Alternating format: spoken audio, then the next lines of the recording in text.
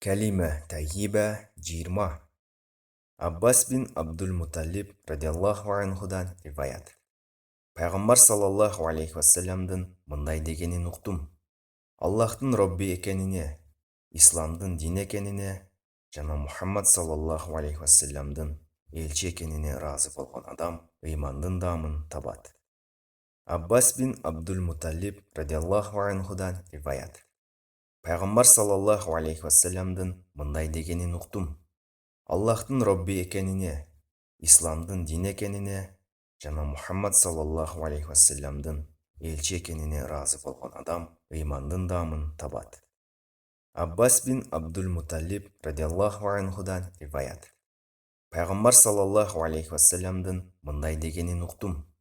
Аллахтың Робби екеніне, исламдың дин екеніне, жана Мұхаммад саллаллаху алейхи вассаламдың елші екеніне разы болған адам имандың дамын табады. Муслим. Түшүндүрмөсү.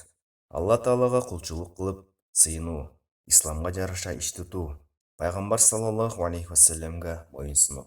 Ошондой эле Алла Таала менен пайгамбар саллаллаху алейхи вассаламды жана исламды сүйүү мүмкүнчүлүгү кимге насип кылган болсо, ага имандын даамынан үлүш бар.